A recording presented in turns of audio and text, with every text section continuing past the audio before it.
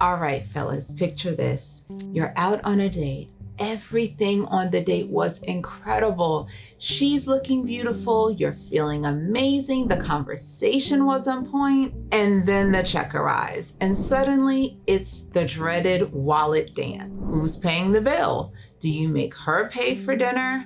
We're going to talk about that moment and more, so stick around because things are about to get really real. Welcome to Financial Therapy to Prosperity. We are diving into a topic that's been a source of many awkward moments, heated debates, and even mixing in some financial trauma. So who should pay for dinner? Fellas, should you be the one always picking up the check, or is it okay to let her take the reign? I am Tamoa Danielle, and today we are talking about 3 reasons why you should or should not always pay for dinner. Number 1, traditional expectations. Some people still view paying as a man's duty, and it might be easier just to go with it. I think that men sometimes are definitely expected to pick up the check. But the thing is, how do you really feel about it? Do you feel like this is outdated, an outdated role for a man to always be expected to pay for dinner just because of what society says? Possibly, on the other hand, when it comes to the modern day relationships, we think about equality. People say that the woman should contribute to the date. So imagine you're on the date and the woman insists on paying. Does this make you feel a bit emasculated as a man? But at the same time, does it also make you feel relieved? You may not know, fellas, whether to argue, let her pay, or suggest just splitting the bill altogether. This could lead to both parties feeling awkward, but then pretending like everything is fine. So, do men secretly like when women pay?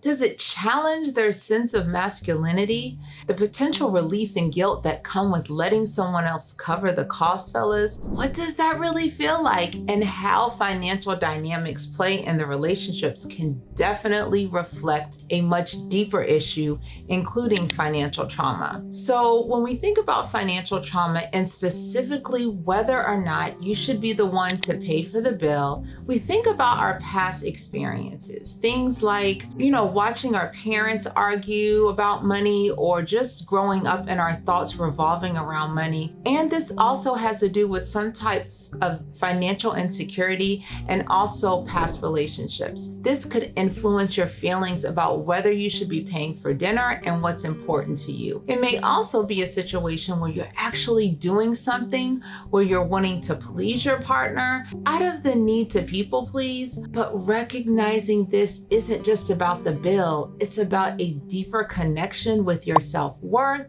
and your emotional security. Number 2, control. If you're paying, does this mean that you control where to go and what to spend?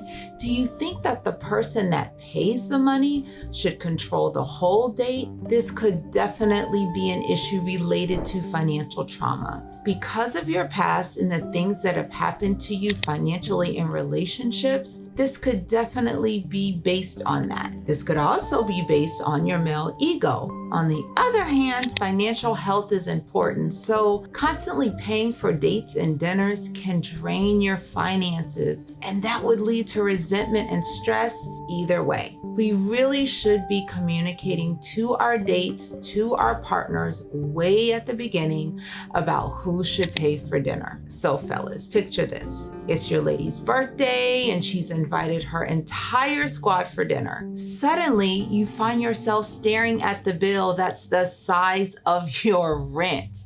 Do you pay for everybody, or is it okay to suggest splitting the check? I know a guy who paid for his lady's entire 16-person entourage at her birthday. He literally paid $4,000 for dinner, and he couldn't afford it. But the pressure that he felt when the check came, he felt like he had no other options. On the other hand, I've also seen a guy, when the check came, take the check, tell the party his portion that he was going to pay, and he gave the check back to her friends with the expectation that they should pay for their own dinner. However, when this happened, his partner told him that he was giving broke energy by doing this. They got into a huge argument because she expected him to pay for all of the people that she brought to dinner because she said that made him look absolutely cheap. So, her friends agreed, and this started another argument at the dinner table. Mind you, this was on her birthday.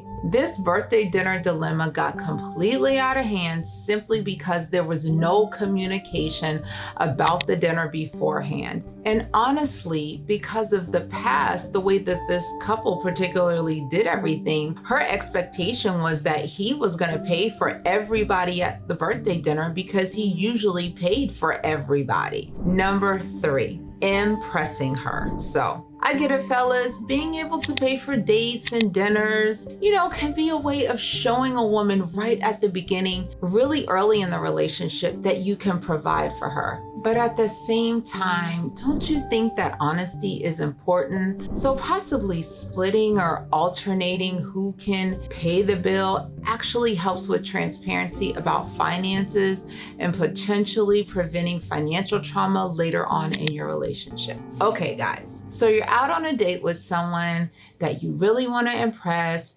You've done your research. She's a fan of fine dining. You decide to take her out to a 5-star steakhouse. The kind of place where the menu doesn't even have prices. All you see is the market rate for each item. You're confident because you're like, hey, I can do this. The night starts off perfect.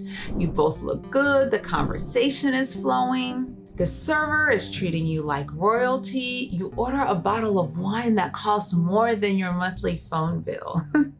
And the two of you order the finest steaks. She clearly is impressed, and you're feeling like a total boss. The bill arrives. You take a deep breath trying to manage your cool, but when you see the total, your heart drops. It's way more than you thought it was. You're playing it off like it's no big deal, but internally you are calculating how many weeks you're gonna have to eat ramen noodles to cover this bill. So the server takes your card to pay. He comes back and tells you, unfortunately, sir, your card was declined. You laugh with a little nervousness and you say it has to be a technical glitch, right? You're sweating bullets and can't remember if you've got your other card, and does the other card have enough to cover the balance? And so you're thinking you may have to call the bank to get an emergency credit line increase. She's looking at you, half concerned, half embarrassed, and suddenly the night has gone from romantic to a total financial nightmare. In a last-ditch effort, you reach out for your backup card, praying that the credit card goes through. Thankfully, it does. But unfortunately, the damage is already done. You go from high roller to humble pie in all of a span of a few awkward minutes. The moral of this story is attempting to impress too hard by overspending can completely backfire. And instead of you coming off suave and confident as the man you know you already are, you end up looking like someone that is just trying way too hard and living way beyond his means. And the truth is, being real and setting financial boundaries way at the beginning is so much more attractive than maxing out your card just for one single dinner. So wrapping things up, what is your takeaway from this? Should you always pay for dinner, fellas? Or is the answer that it depends?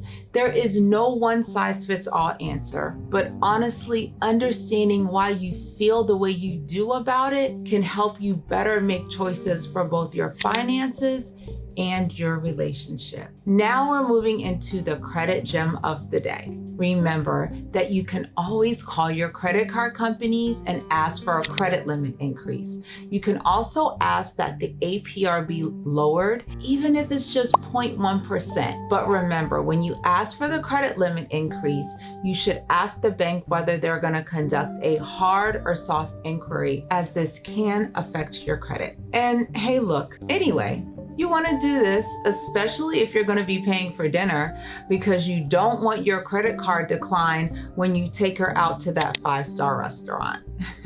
So, if you've enjoyed today's episode, do me a favor and hit that button, ring that bell, like, subscribe,